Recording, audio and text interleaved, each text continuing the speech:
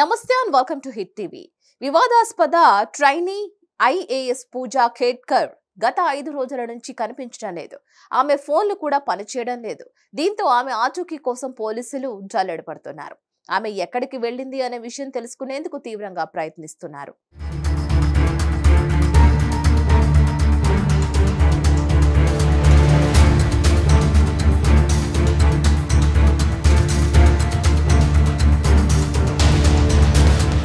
వికలాంగుల కోటాను దుర్వినియోగం చేశారన్న అభియోగంతో పూజాను జూలై 23 లోపు ఉత్తరాఖండ్లోని ముసోర్సి శిక్షణ కేంద్రంలో రిపోర్టు చేయాలని ఆదేశాలు ఉన్నాయి. కానీ ఆమె మాత్రం ఇప్పటి వరకు ఎలాంటి రిపోర్ట్ చేయలేదు.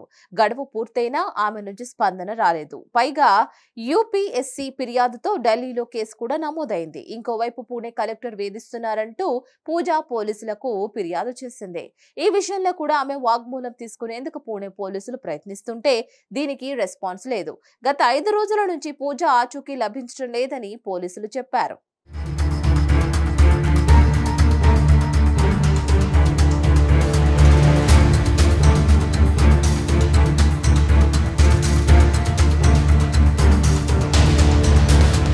మరోవైపు పూజ తల్లిదండ్రులు మనోరమ దిలీప్ వైవాహిక స్థితిపై కేంద్రం ఆరా తీసింది. వారు కలిసి ఉన్నారా లేదా విడిపోయారా అనేది దానిపై క్లారిటీ ఇవ్వాలని పూణే పోలీసులకు కేంద్రం ఆదేశించింది. ఈ వ్యవహారంపై వివరాలు సేకరించేందుకు కూడా పూజా ఖేడ్కర్ అందుబాటులో లేదని తెలుస్తోంది. ఇంటర్వ్యూలో ఆమె తల్లిదండ్రులు విడిపోయారని పూజ పేర్కొన్నట్లు సమాచారం. దీంతో పేరెంట్స్ వైవాహిక స్థితి తెలుసుకునేందుకు కేంద్రం ప్రయత్నిస్తోంది.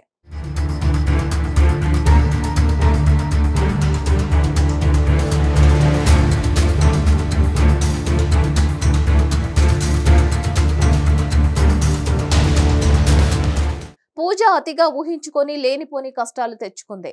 ట్రైనీ ఐఏఎస్ కు ఎలాంటి సౌకర్యాలు ఉండవు. కానీ ఆమె పూణే కలెక్టరేట్ లో వసతులు కల్పించాలని సిబ్బందిని బెదిరించింది.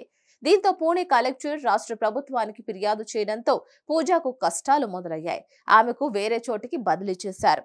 అనంతరం రోజుకు ఆరోపణ రావడంతో వివాదాలు చుట్టుముట్టాయి. చదువు దగ్గర నుంచి క్యాస్ట్ సర్టిఫికేట్ వరకు, రేషన్ కార్డ్ దగ్గర నుంచి వికలాంగుల సర్టిఫికేట్ వరకు అన్ని తప్పుడు పత్రాలను సృష్టించి పూజా ఉద్యోగాన్ని సంపాదించినట్లుగా ఆరోపణలు వచ్చాయి. ఇలా ఒకేసారి అన్ని ఆరోపణలు రావడంతో కేంద్ర రాష్ట్ర ప్రభుత్వాలతో సహా యూపీఎస్సీ అప్రమత్తమైంది. దర్యాప్తునకు ఆదేశించింది. అంతేకాకుండా ఆమె శిక్షణ కాలాన్ని కూడా ఆపేశాయి. ఇంకోవైపు దర్యాప్తు సాగుతోంది. ఆమెకు మెడికల్ సర్టిఫికేట్లు ఇచ్చిన ఆసుపత్రులు కూడా సరిగ్గా స్పందించడం లేదని తెలుస్తోంది.